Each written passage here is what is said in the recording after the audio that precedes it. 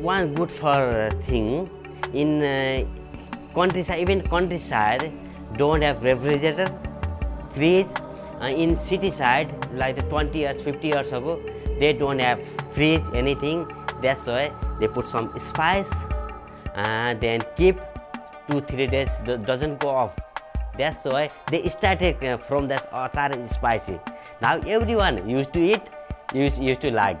That's why more popular.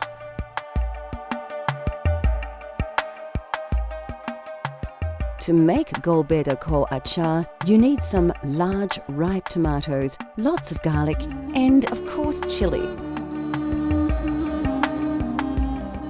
You'll also need the juice of a lemon and a bunch of coriander. Spices such as chili powder and Nepalese Timur will add an authentic flavour to your achar.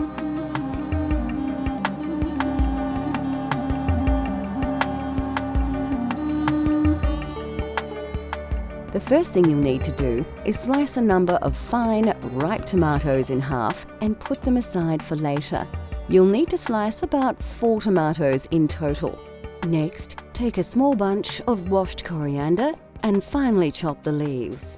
Place the herbs into a small bowl.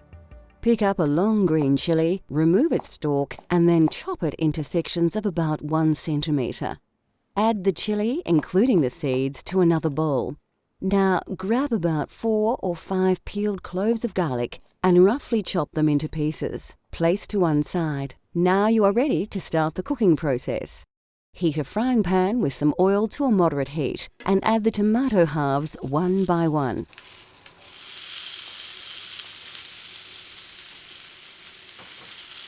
Allow them to cook a little before adding the chopped garlic. Next, add the green chilli to the pan and mix the ingredients together. Add a teaspoon of salt and a tablespoon of Szechuan pepper, and then place the entire contents of the pan into a blender. Now add the chopped coriander and 2 tablespoons of lemon juice and blend until the ingredients reach a fine liquid consistency.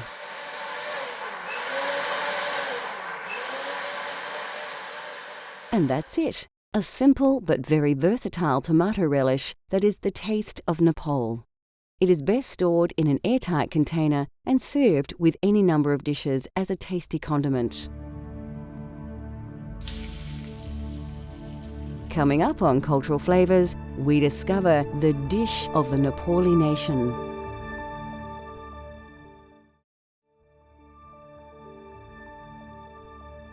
In Nepal, it is customary to serve meals on a platter, combining several meat and vegetable dishes, boiled rice, and a variety of condiments.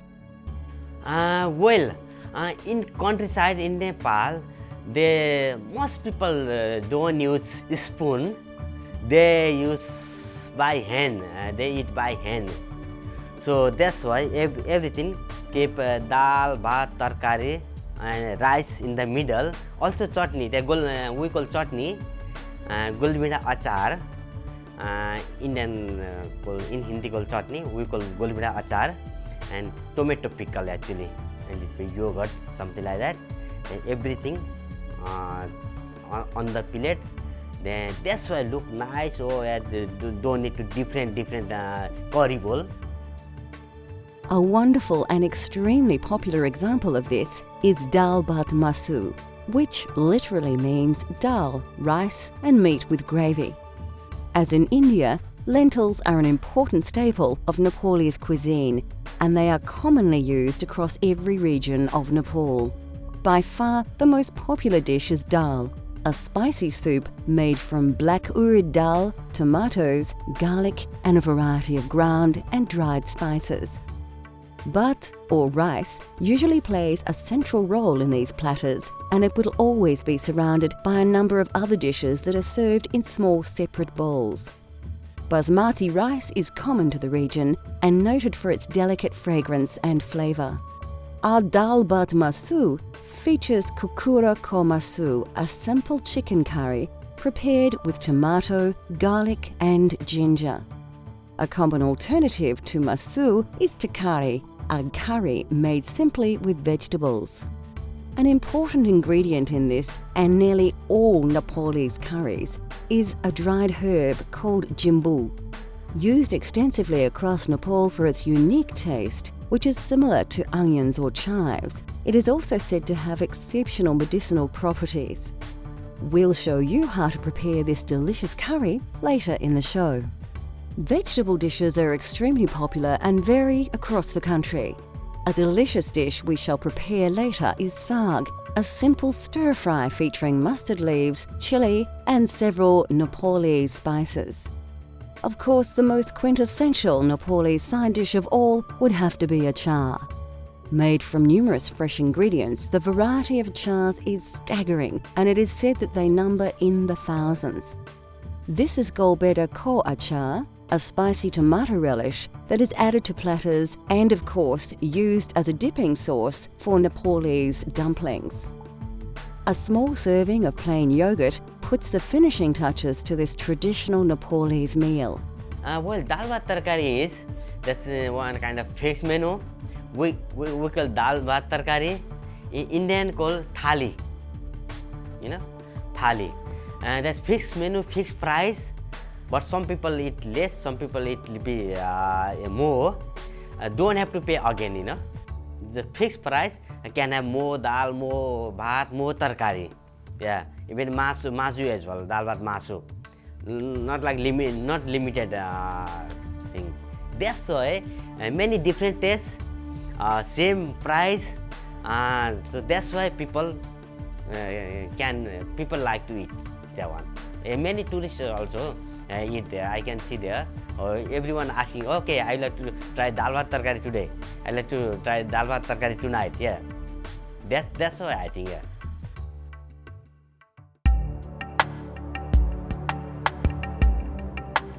Kokura ko masu is a simple, slightly salty and lightly spiced Nepali curry made with tender pieces of chicken. The subtle flavours of this dish are very reminiscent of the foothills of the Himalaya. Well, kukra ko masu is kukra is chicken, masu is meat. Masu meat is masu is everything, beef, pork, chicken, beef, everything. But most of people don't eat beef. Nepali people don't eat meat. That's why different religion, also different flavor, different spices. That's why people make and people eat different. Even in Kathmandu, Nepali people, they make meat achar, meat pickle. Nepali people, everything, even they pray or something, they must have meat item. Many things,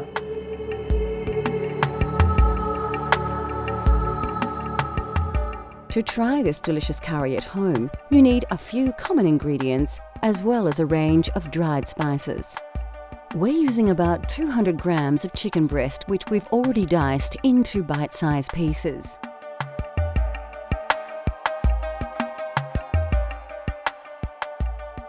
All of these spices should be available from your local supermarket, including Szechuan pepper, which has a slightly lemony flavour and is native to China. Of course, we're using mustard oil to give a truly authentic Nepali taste.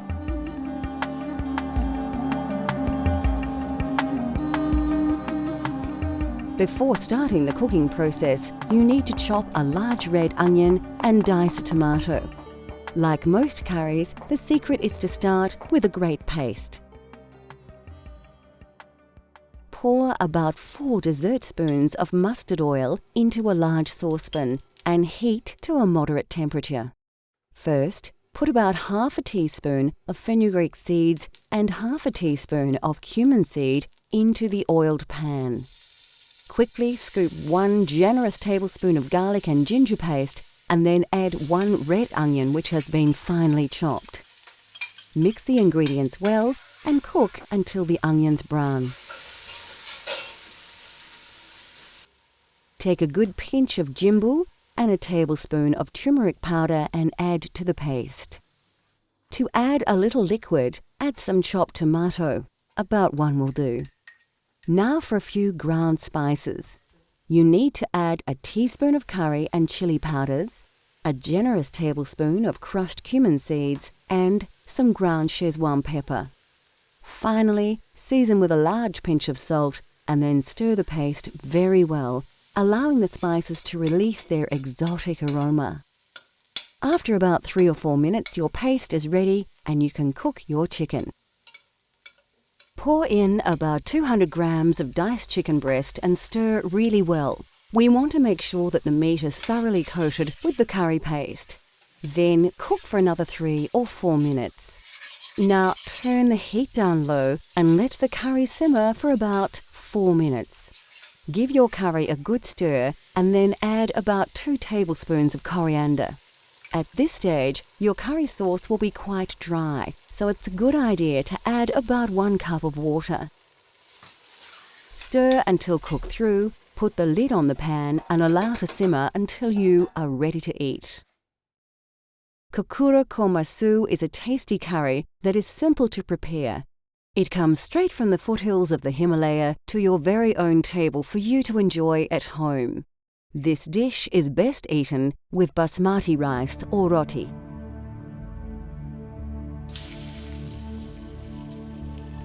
Next on Cultural Flavours, a tasty leafy dish that truly tastes of Nepal.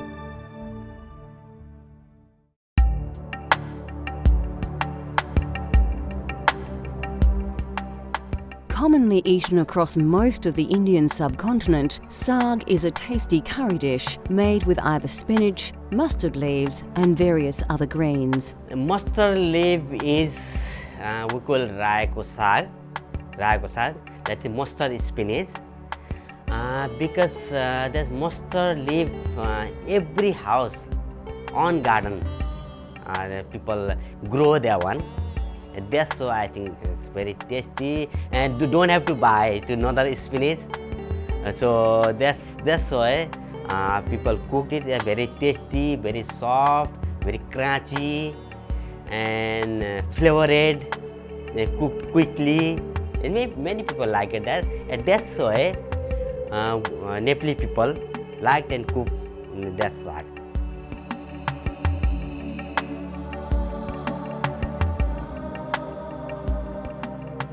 Today we will prepare an authentic Nepalese saag using fresh mustard leaves.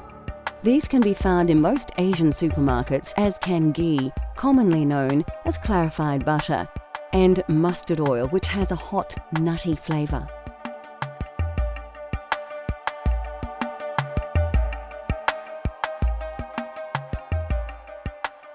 Alternatively, you could swap these ingredients for other more common ones such as spinach, butter and vegetable oil if you wish.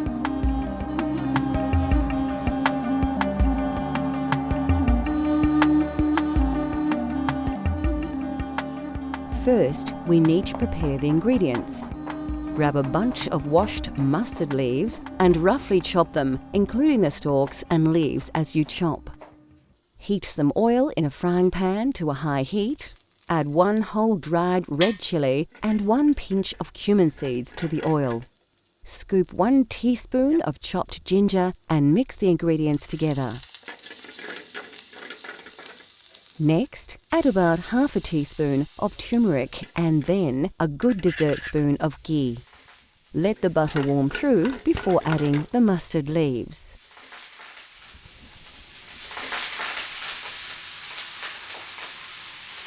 Liberally season with salt before giving all the ingredients a thorough stir through to ensure that all the greens are generously coated with flavour. So there you have it, saag made with mustard leaves, a fresh and very tasty accompaniment to any main meal.